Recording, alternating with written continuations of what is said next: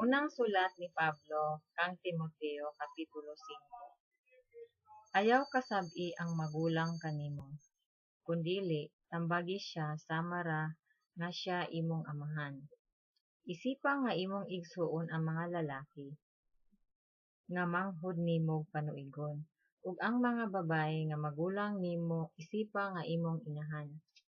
Sa bug-os nga kaputli isipa usab nga imong igsuon ang mga babaye nga manghud nimo. Tahura ang tinuod nga byuda, apan kun ang byuda adunay mga anak o mga apo, kinahanglang makakat-on una sila sa pagtuman sa ilang diosnong katungdanan ngadto sa ilang kaugalingong banay. Ug sa ingon, makabalo sila sa ilang mga ginikanan kay kini gikahimot-an sa Dios. Ang tinuod nga byuda nga walay nag-atiman, nagsalig sa Dios lamang ug nagpadayon sa pag-ampo ug sa pagpakitabang adlaw ug gabii.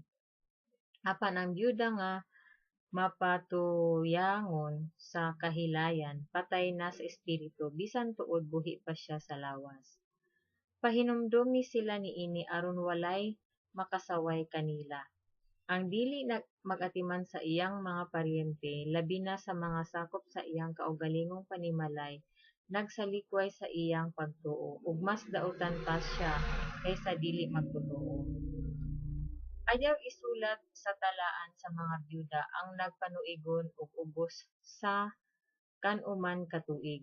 Kinahanglan usab nga kausa lamang siya maminyo. Ug naila sa iyang mga maayong buhat, usa ka babay nga maayong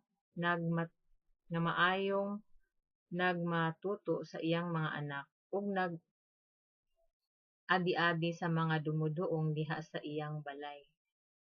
Naghugas usab siya sa mga tiil sa mga magtotoo ug gitabangan kadtong nagkalisod-lisod ug nagpugi siya pagbuhat og maayo sa tanang paagi. Apan ayaw isulat sa talaan ang mga batan-ong byuda, kay kun buot silang magminyo pag-usab tungod sa ilang lawasnong tinguha, magpahilayo sila kang Kristo. Ug sa ingon, makasala sila tungod kay wala man nila tumana ang ilang unang saad kaniya. Makakat-on usab sila pag usik-usik sa ilang panahon, sa ilang pagpanumbalay.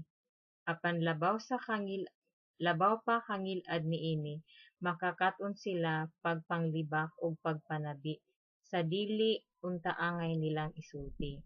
Busa, mas maayo pa nga maminyo pag-usab ang batan-ong mga byuda ug unya manganak ug mag-atiman sa ilang mga panimalay aron dili kahatagan og higayon ang atong mga kaaway sa pagsultig daotan batok kanato. May mga byuda nga misimang na aron pagsunod kang Satanas. Apan kadtong babaeng magtotoo nga may paryente nga mga byuda, kinahanglang mag-atiman kanila og dili magsalig sa iglesia aron makaatiman kini sa mga byuda nga wala nay kapaingnan. Ang mga pangulo sa iglesia nga maayong mutuman sa ilang katungdanan angay ilhon nga takos sa doble nga suhol, labi na kadtong naghago gayud sa pagwali ug pagtudlo. Kay ang kasulatan nag-ingon, ayaw busali ang baba sa baka samtang naggiok kini sa trigo. Nag-ingon usab ang kasulatan, ang mamumuo angay gayud suhulan. Ayaw tagda ang bisang unsang sumbong batok sa usa ka pangulo sa iglesia gawas kun dasunan kini sa duha o tulo ka saksi. Badlo nga atubangan sa kadaghanan kadtong nagpadayon pagpakasala aron mahadlok ang uban sa atubangan sa Dios ug ni Kristo Jesus ug sa balaang mga anghel.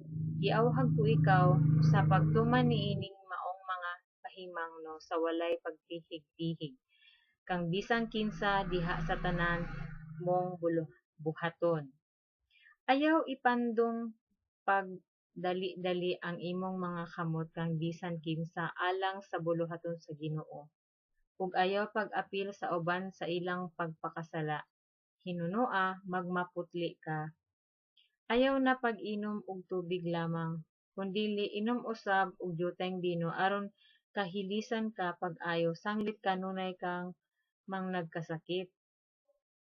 Dayag kaayo ang mga sala sa pipila ka tawo ug daan na silang gisigutan niini.